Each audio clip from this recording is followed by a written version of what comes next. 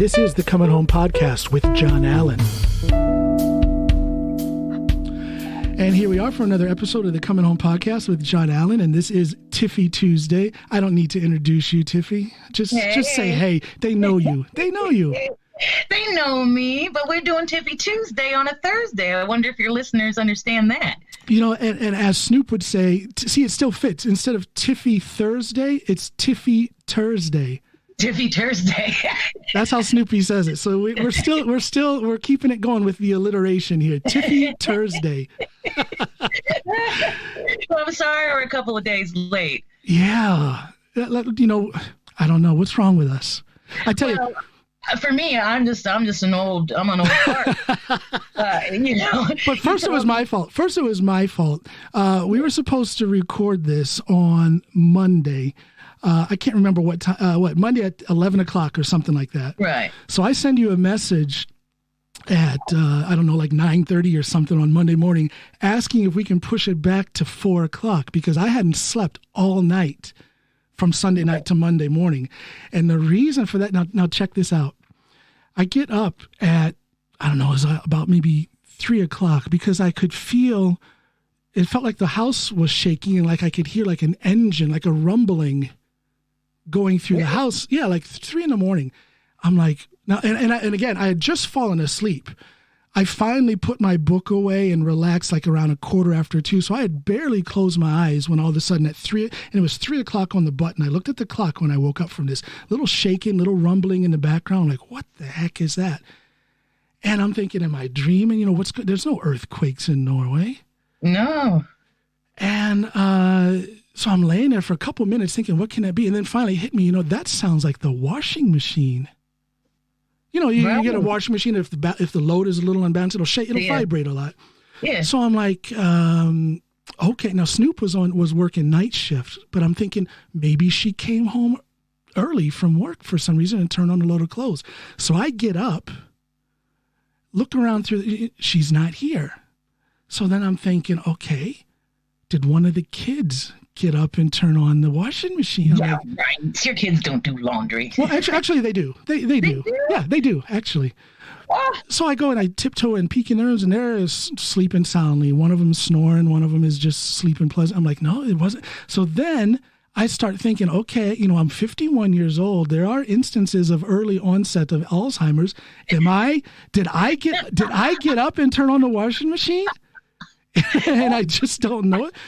And I'm serious. I could not figure out why is the washing machine going like that. So I'm up for the rest of the night, just wondering what the heck is going on.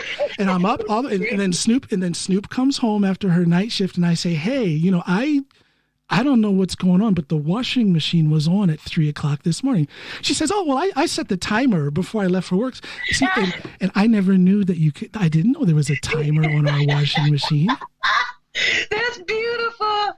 I'm wondering about my sanity. I'm wondering about my mental faculties all night long, thinking, here we go. This is the start of my dementia.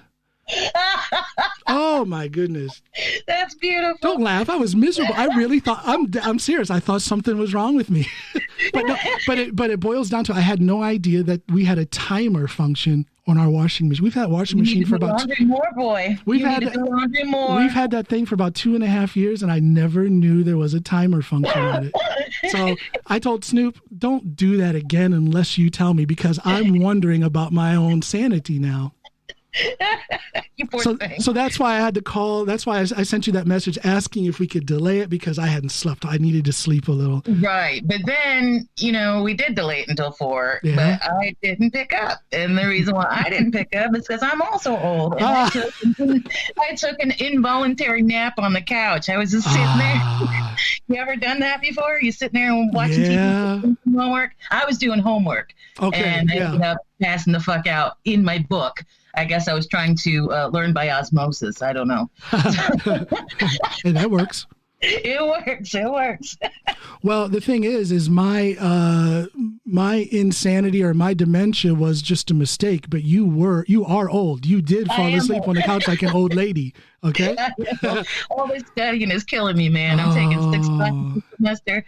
Oh gosh. But speaking of classes this semester, that's what I wanted to talk to you about today. I wanted to talk to you about college, and more specifically, college sports. Okay. The reason why I wanted to talk to you about that is because I had a friend whose son got accepted to play sports. He got a full ride scholarship to play sports at college. What sport? University of North Carolina. Yeah. Okay. Something like that.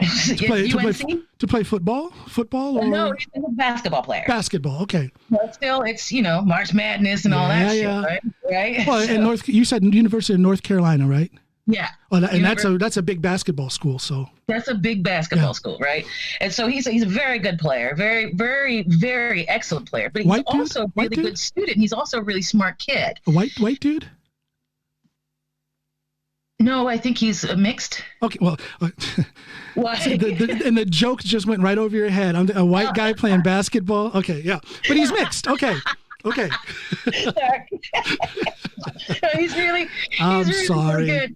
But he's excellent at this sport, right? And he's also really, really smart kid. He's really brilliant, and I think he could have gotten the scholarship without the sport. I think he's that smart. Yeah.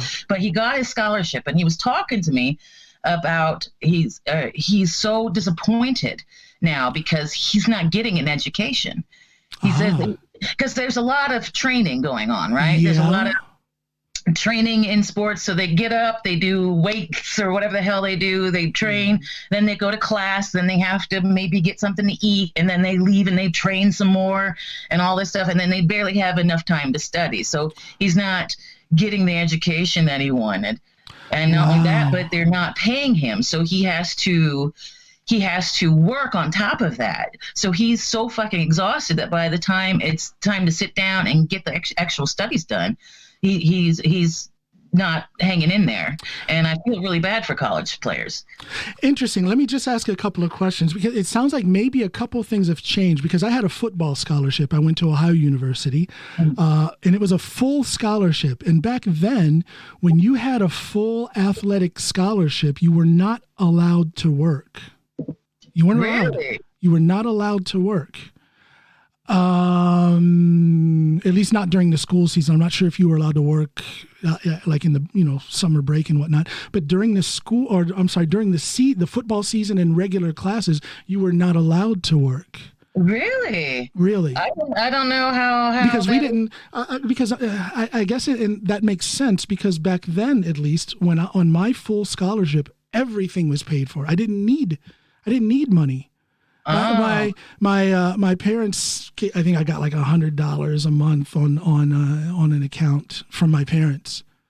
Oh, wow. Just for running around money. But everything else was paid for. All the food, all the books, everything. I didn't have to. Yeah.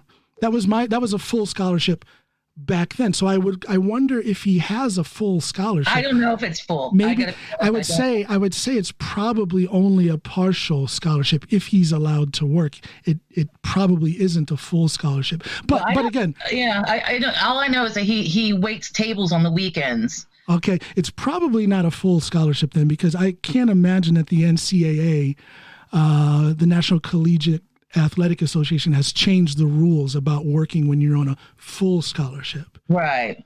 Well, either way, he's playing the sport. Yeah, wow. Okay, I'm just going back to my days when I had my scholarship. It was hectic, because the day was filled between training and classes. Yeah. But were you too exhausted to study? Were you able to finish your studies? I think I talked about this on a previous podcast. I can't remember if it was with you or not, but I had a little bit of a goofy situation, because my parents were going through, they weren't going through a divorce yet at that time, but there was a lot of trouble between them. So I was extremely preoccupied with that. So that kind of took a lot of my focus away, both away from my football training and from my classes. But if I could have removed the trouble at home, between my parents, if I could have removed that, it would have been a hectic day, but I definitely had time to study. We had mandatory study hall.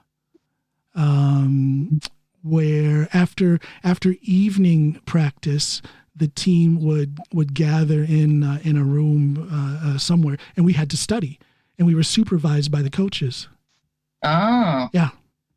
Okay. See, I don't know how that works. All I know is this kid. He says he's so exhausted at the end of the day that he barely get his homework done, or he's got to stay up late. But then the thing that pisses me off the most about it all, the absolute fucking most about all this, all sports, college sports too, is that the college players do not get paid. And they use their images. Fucked up. And they use their image or their likeness or whatever for advertising and for merchandise and whatnot, and the players get nothing. The NCAA makes billions in ad revenue. Billions. If you've ever watched March Madness, they have it. It's the AT&T Pizza Hut time o'clock, shot clock, whatever. They have so much in advertisement, but the players don't get paid. And there's a lot of people that want to argue about, fuck these kids. They don't need to get paid because they're amateurs or whatever, but they also don't get any workers' comp, right? So that means that if they get injured on the field or on wherever, if they get injured, they lose their scholarship because they can't play anymore. Yeah. So they don't get paid that way. If they get injured, they also are injured for life, and they don't get that's going to affect them the rest of their life. When they do go out into the workforce, they're still going to have that traumatic brain injury, or they're still going to have that knee injury, or they're still going to, and they get nothing, fucking nothing for it. So I think it's dangerous and it's stupid that they don't take care of their players like they should. I'm kind of torn on the issue because I will say this. I do believe that the NCAA has the funds to pay these players. Absolutely. They fucking do. Absolutely. But then on the other side, a lot of people will argue. I'm not saying I'm arguing this. I'm just going to play devil's advocate here. But a lot of people will argue that these college players do get something because they get a free education. But that's where we're going to go back to the whole point of they're too exhausted to get that fucking education, or if they get injured on the field or whatever, they lose that education. It's like it's firing somebody. Yeah. For getting hurt on the job. I'm trying to think. See, I don't have too much, and I'm just questioning the part about if they get injured, they lose the scholarship. I don't know how correct or incorrect that is. I can remember a couple of players that I played with who were injured, and they didn't lose their scholarship. They just didn't play for that season. And I'm trying to remember what happened to them after that injury. I know one of them. His name is Bjorn Rebny. Okay. And a lot of people who are listening, if they're MMA, mixed martial arts fans, they're going to know exactly who this guy is, because I played college football with him, and he went on to become a lawyer, and he founded Bellator Mixed Martial Arts. He founded Bellator. He's the owner of that. Yeah. Wow. Okay, I didn't know that. And he was injured when I came my first summer for summer practice before school even started. He had some sort of a knee injury at that time. He was going around on crutches. And then by the end of that first season, he was off crutches and practicing with us. So he didn't lose his scholarship. But I don't know. I'm just wondering, what does happen with a college player who is like injured and can never play again? They lose their scholarship. They absolutely do. I looked it up. You did. So if they're injured and they can never play again, the whole point, quote unquote, the whole point of these student players are to be good enough to play in the pros, so that that's their life. So if they're injured and they can never play again, then they will never go pro, and they are useless to the team. So out you go. They lose their scholarship. Think about how much money they generate for the school. Think about that. Yeah. Billion. I mean, have you seen the stadiums? Yeah. Oh, yeah. Yeah. Oh, yeah. I can't remember which college it was. I think it was Alabama. Have you seen their players' gym or whatever they have? It's crazy. So they got plenty of fucking money to pay these players, and I think they absolutely should pay these players. I think if they're using here's the thing, they're using the players' likeness in video games, and they're marketing the T-shirts and all that shit. Hold on 1 second. I'm sorry. Hold on 1 second. Family interruption here. What's up? Uh-oh. Yeah, I did. Would you hook a brother up with some coffee, please? Please? Oh, you are so sweet. I had called Snoopy before we started. I called her to ask her to come in with some coffee, but she didn't answer. But now she saw that I called, so she's in here like, what? What do you want? What do you want? So a little coffee for the black man, please. Coffee break. I'm sorry. Yeah, no, my point is that they make billions off these players, and the players don't get to make a dime, but the coaches are allowed to pursue endorsement. The coaches are quite well paid, at least the head coaches. Too, if they're teaching they're not real NFL coaches, are they? That's a very good point. Players aren't real football, NFL football players. That's a very good point. Get paid millions. They get paid millions a year. That's a very good point, and that's something I never thought of. I mean, I've thought a lot about whether college players should be compensated or not, but I've never really thought about the fact that the coaches are making millions, and yet at the same time, the players are making and again, they're getting that college education as long as they can stay healthy and keep their scholarship. So that, in a sense, is compensation, but it is it's far from adequate compensation when you think of how many billions of dollars they generate for the league. Right. I mean, billions. And it's amazing to look at the number. I think it's absolute exploitation of people. I think they exploit these players for the money, and they don't really care for them. Some people go so far as to say it is it's a form of modern slavery. I think that's a bit extreme, but I understand the concept. And then you say that they're getting paid in education, right? Yes. I had read some story. There was a big story in the newspaper that I can't remember which college it is. But some of these players, their grades were like slacking a little bit, but they could still play, but they were slacking or something. And so what they did was, in order to increase their GPA, the students' GPA, they enroll these students in some bullshit paper classes so that they can get A plus and all that stuff to check up. That's not an education. Some schools are really on the edge of what is ethical yes. When it comes to what their players are allowed to do and not allowed to do. Oh, there's your coffee. When it comes to what they're allowed to do, as far as, floating their classes around and taking, basket weaving so they can get an A. Right. I will say this. I did see some of the upperclassmen when I was there as a freshman. I did see some of them being coddled and kind of carried when it comes to their classes. Yeah.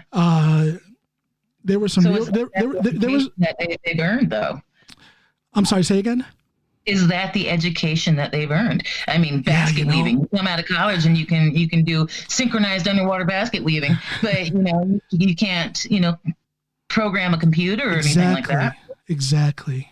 So that would be a case of the school just doing what they can to keep that player on the team to help contribute to generating those billions, but they don't really care about that young man's or woman's education. They don't really care about their future. They're just taking care of them during those 4 to 5 years that they're there at that college.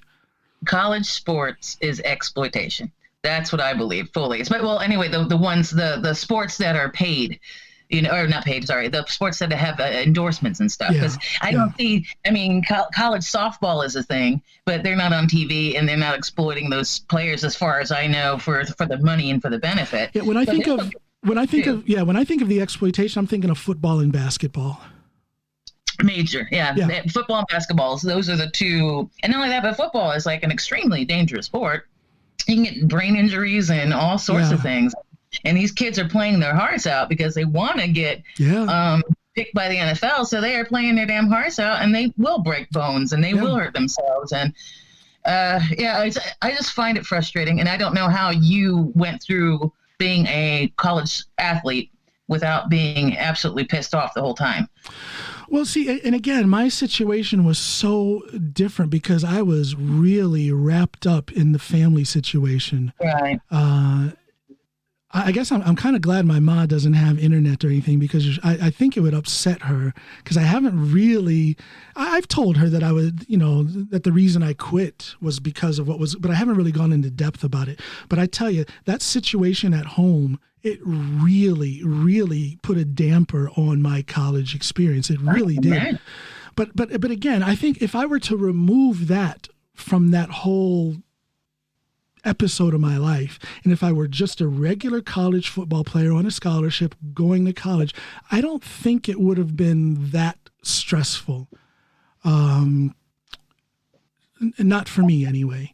Because there was enough structure. I mean, it was a busy schedule, pretty much from like 7 a.m. until 7 p.m. On the go, whether it was practice or studying or actual class. But I think I could have handled it. I think most of us handled it because we did have structure. We did have that mandatory. I think all freshmen and sophomores had to go to the mandatory team study hall every evening.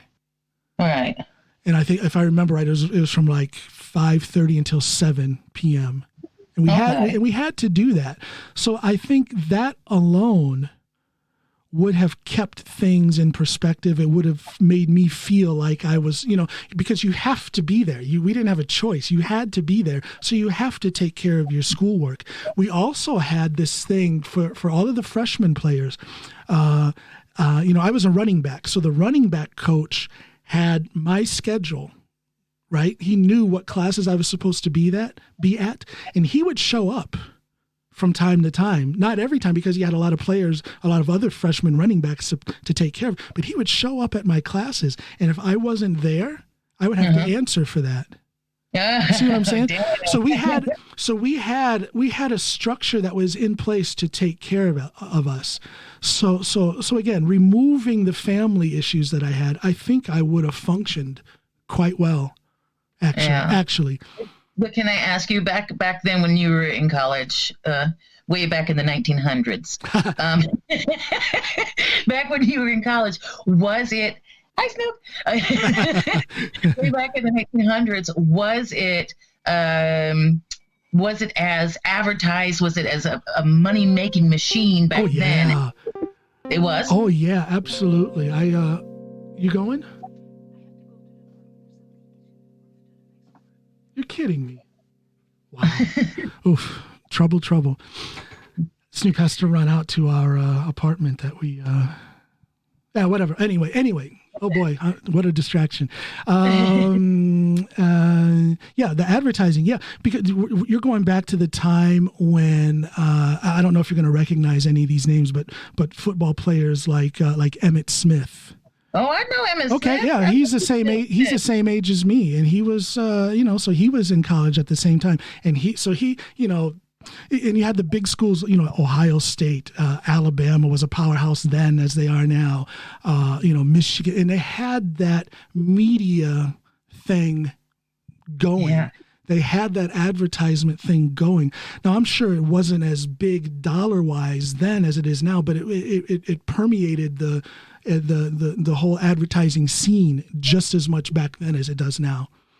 Oh, okay. Absolutely. I didn't know. Absolutely. Me personally, I don't, mock anybody who likes college sports, but I personally don't like college sports because to me it's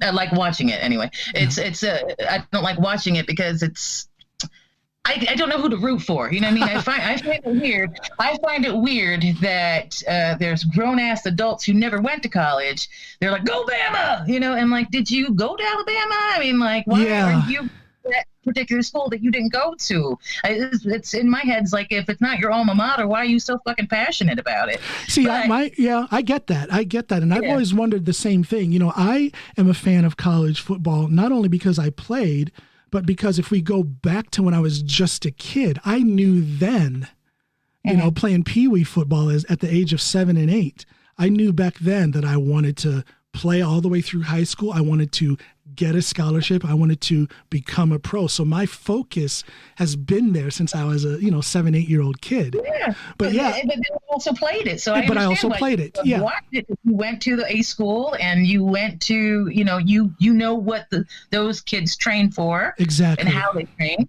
So you can appreciate how good the players are. I totally get it why you want to watch it, but I'm talking about like.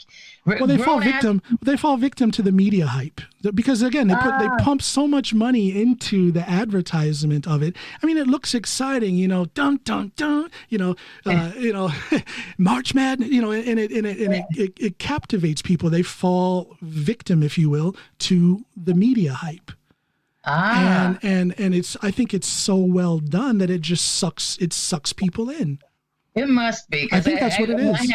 I have friends who are like die-hard, Bulldogs fans or die-hard, and I'm like, did you even live in Georgia? You never even lived in Georgia. You're from Nevada. Why are you such a, I don't get how people pick the teams that they want to root for. But I guess it's the same in NFL too, Well, yeah. See, and again, my college, the teams that I rooted for, it's because they might have had that one player that was my, like Herschel Walker, the Georgia Bulldogs. Yeah. I wanted to be a running back like Herschel Walker, things like that. Barry Sanders, when he was playing for, oh my gosh, where did he play? Oklahoma. Was it Oklahoma? Yeah. Whatever. But I would see these players and then it would be so exciting to watch them graduate college and get drafted into the pros. So my fandom, if I can call it that, would follow that player. Okay, now he doesn't play at Georgia anymore. Now he's at the Oakland Raiders. And you just kind of follow, them through. That's fair enough. So I was just curious because I didn't understand. If you didn't go to that school, why do you have such a tie to that school? No, I think it's the media machine, the advertising machine that just sucks people in. I guess they're so good at it. Yeah. I had a girlfriend. She liked UCF, and the only reason why she liked UCF is because she liked the colors of their uniforms. I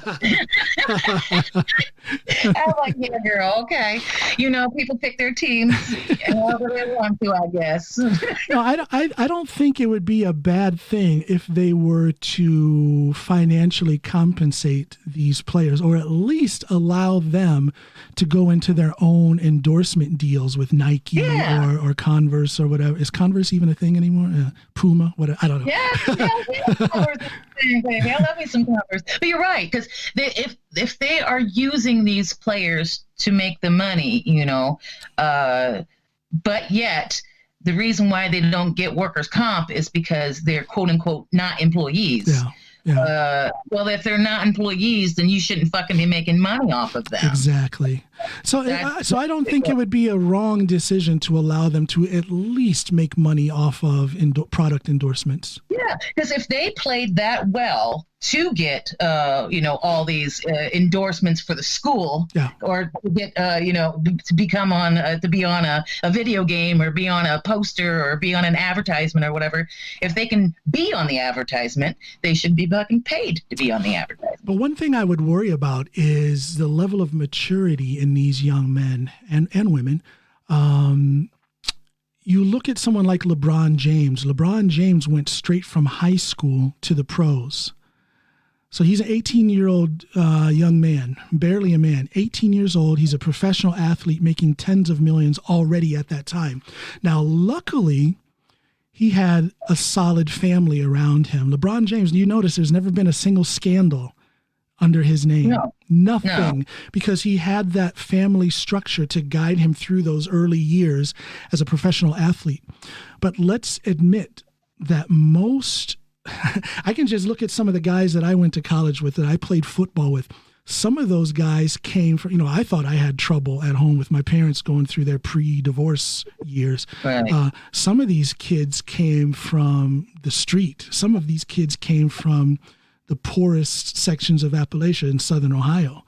Right. And I wonder now, as a grown-ass man, I wonder now how they would, if they were able to make millions or off of product endorsements or whatever, how would I have handled that?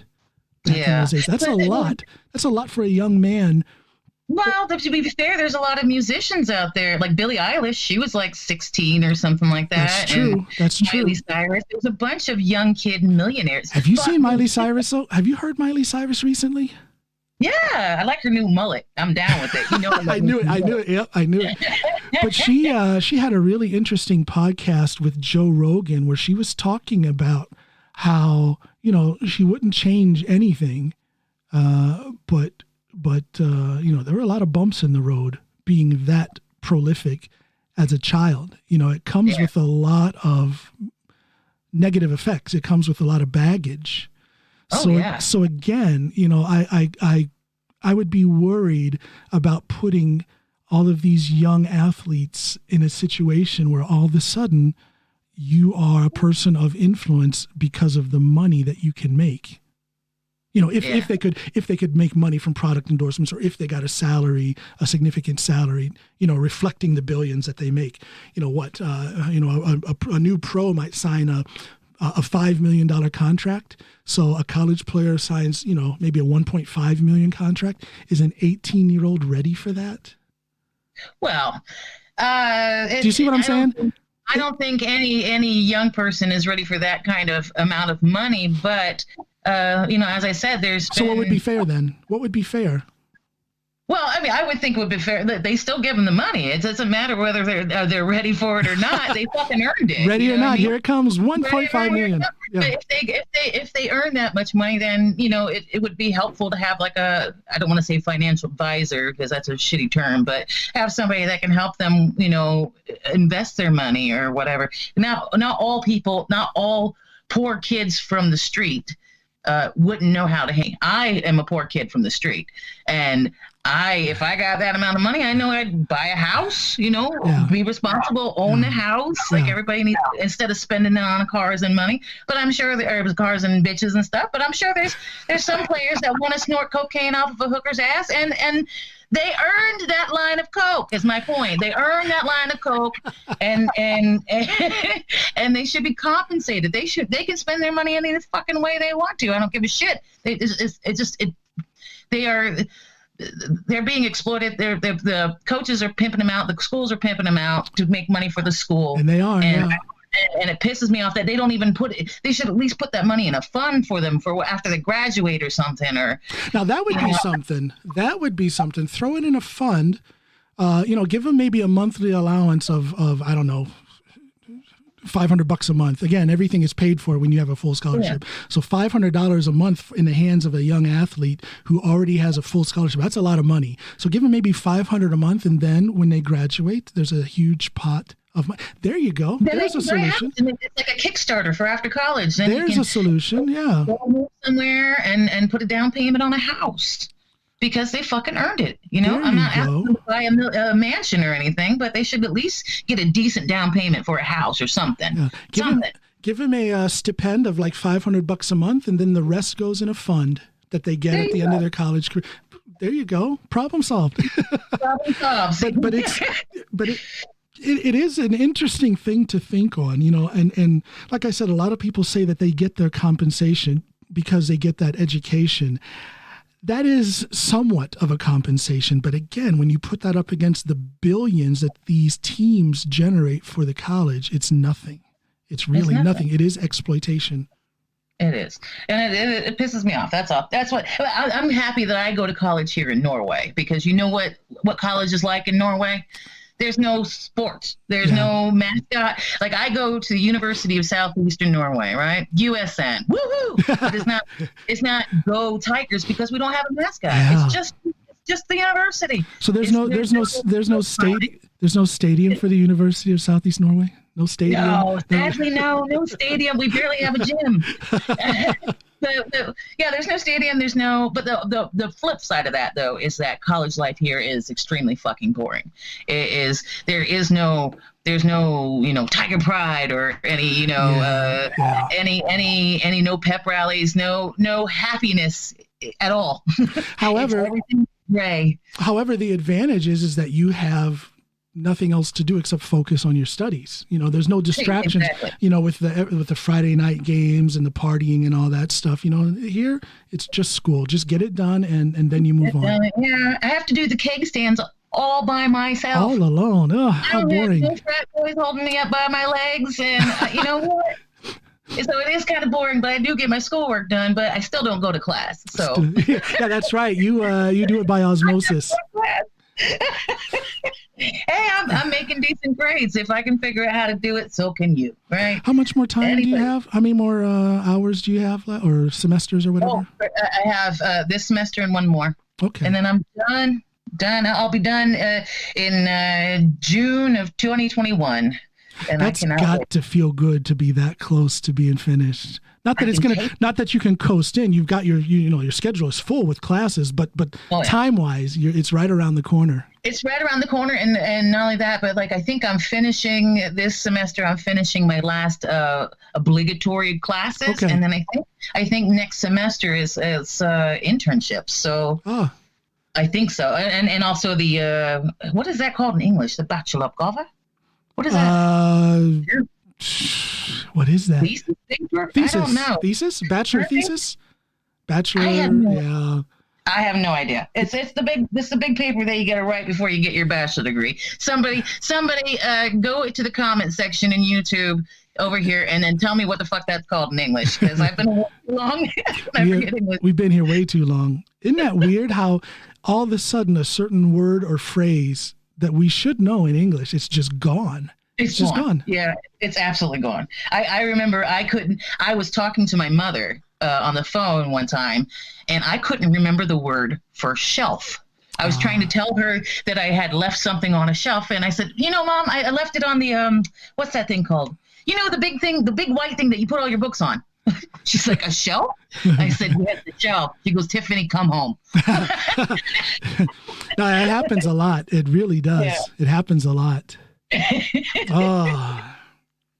Oh, man. No, I don't know. I'm trying to remember back to those days when I was playing, if I ever felt exploited. I don't think I did, but I don't think I had a concept of what was. I think college players these days are more aware because it's more of a discussion, this whole thing about compensation. There was no discussion about that back then when I played.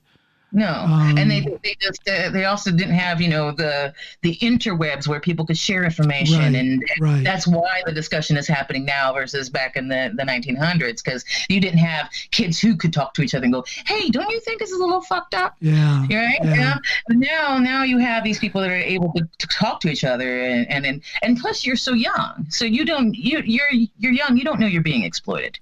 I was way too young to be gone, first time away from home and in this situation with all this responsibility, because I can distinctly remember feeling the weight of that response.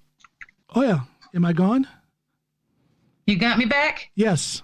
There you go. I don't know what happened. It just cut you out. I was saying I need to hire a technical assistant. I don't know. These things happen. Oh. No, my listeners know, hey, we do the best we can with what we have. That's right. I can't wait to finally come back to the studio and stuff. Then there's less technical issues. Yeah, just so people understand, this is, for the most part, we're going to do these things, face to face where she comes into the studio. But it's a fall vacation here in Norway. So the kids are home and we got family activities and things like that. So we're doing it remote. We're doing it remote this week for your fall vacation, yeah. and then next week for yours. We'll have a fall vacation next week. That's right. Yeah. So it'll be 2 weeks it'll be 2 weeks until I come back into the studio, but I can't wait. Yeah. I went. You know what? Me and Snoopy went blueberry picking the last time I went. Yeah. I haven't asked you. How did that go? Oh, that was amazing. I got a huge bucket full of blueberries. It's massive. And then I turn around and I look at your wife because Snoopy's over there plucking blueberries, and I said, "Look how many blueberries I got!" And I look at her, and she's got blue all over her lips and all over her fingers. She's like, "I only have a few." I was like, "You've been eating them all." She's such a hippie. She has this pastoral, organic granola hippie side to her, to where, you know, she'll do things like that. She'll go pick berries, and she can do that literally for hours. And just be, you know, out in the woods and picking berries, and she'll come home, not just with berries, but she'll find like, you know, some kind of crazy root that's good for medicinal thing, and she'll pick that and bring that back in a little, some sort of pouch and stuff. And it's just, I don't know. I don't want to gush over my wife, but she just has a nature woman, boy. I can tell she's a nature lover. Yeah, absolutely. Yeah. And she walks fast, boy. I told you. She's a goddamn mountain goat. You were a little bit of a smart ass, because I told you, remember I said, are you sure you can keep up with her? she's so now you know. Now you know. I love hanging out with that woman. She's you guys are a good match. I can see you guys get along good. Yeah, we do. Yeah. We do. It's been great talking to you today, John. It's been real nice talking with you. I wish we could have done it face to face, but hey, at least you know what? I got away with not taking a shower this morning, so there's some positive to it. Yeah, and I didn't have to get on a train with a bunch of stinky people. So see, it all works out. It all works out, man. So I want to thank Miss Tiffany for coming in for this edition of Tiffy Tuesday, which is parentheses Tiffy Tuesday. Tiffy Tuesday. And I want to thank everybody for listening. We're going to do this again next week on time for Tiffy Tuesday next week. Listen, everybody, remember, please go into YouTube. Go into my YouTube channel and check this out. Please go in there and comment. I'm trying to boost my YouTube channel. It's called monetization. Okay. And I can't do that unless I get enough people who subscribe and then click in on these episodes and respond and comment on these episodes. That's what I need in order to get that YouTube channel up to where I want it. So please do that, people. Look at Tiffy's thumbs up. I do all the time. I do. Yeah. Okay. We're signing off. Thank you, everybody. Thank you and